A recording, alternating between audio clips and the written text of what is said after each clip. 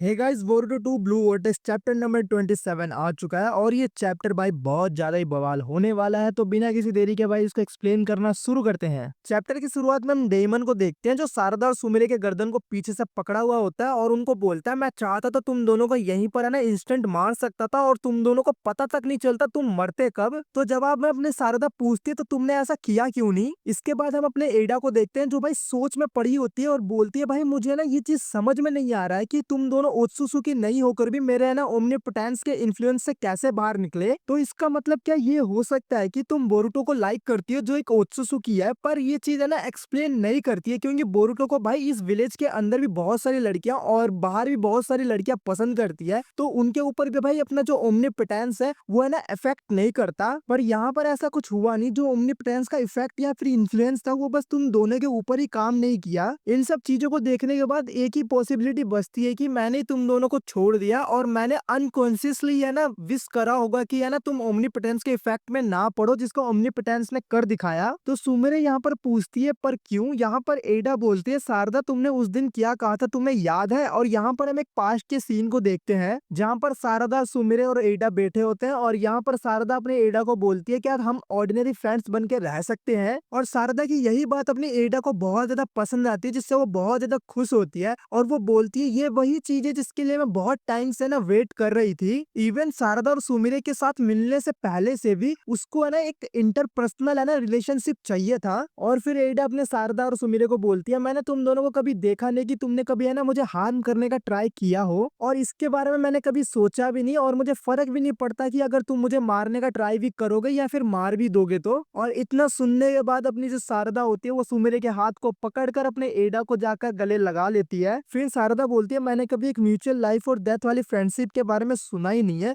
तो एडा सवाल करती है, तो फिर तुमने मुझे गले क्यों लगाया है। जवाब में शारदा बोलती है कि ये एक प्रूफ है कि हमारे बीच अब सब कुछ ठीक हो चुका है और हम सब अब फ्रेंड्स हैं। इसके बाद अपनी सुमिरे बोलती है, मुझे भी इस आइडिया से कोई दिक्कत नहीं है अपने लाइफ को फ्रेंडशिप के लिए रिस्क में डालना। और ये सुनने के बाद अपने एडा को काफी ज्यादा अच्छा लगता है, वो इनको थैंक यू बोल के अपने गले से लगा लेती है। फिर सीन शिफ्ट होता है कासिन कोजी के ऊपर जो यहाँ पर मामूसी के एबिलिटी के बारे में एक्सप्लेन कर रहा होता है और बताता है कि उसके पास एक ऐसी एबिलिटी है जिससे वो अपने आप को डिवाइड कर सकता है और उसकी भी कोई लिमिट नहीं है, वो अपने आप को कितने भी पार्ट्स में डिवाइड कर सकता है। तो फिर अपना जो बोरुतो होता है वो अपने कासिन कोजी को बोलता है, इसका मतलब ये तो शैडो क्लोन जुत्सु के जैसा ही है ना। तो जवाब में कासिन कोजी बोलता है, नहीं भाई ये शैडो क्लोन जुत्सु के जैसा बिल्कुल भी नहीं है। ये जो डिवीजन एबिलिटी है इसके अंदर जो बंदा अपने आप को डिवाइड करता है वो कोई क्लोन वगैरह नहीं होता, उसको जो क्लोन होता है ना वो रियल क्लोन होता है, उसके अंदर रियल की स्ट्रेंथ होती है और उसका कोई चाकरा ना स्प्लिट नहीं होता है। शैडो क्लोन में क्या होता है कि शैडो क्लोन जुत्सु में एक बंदा रियल होता है, बाकी जो क्लोन्स होता है ना वो सब है ना नकली होते हैं और उसमें ना चाकरा स्प्लिट होता है। पर ये जो डिवीजन एबिलिटी है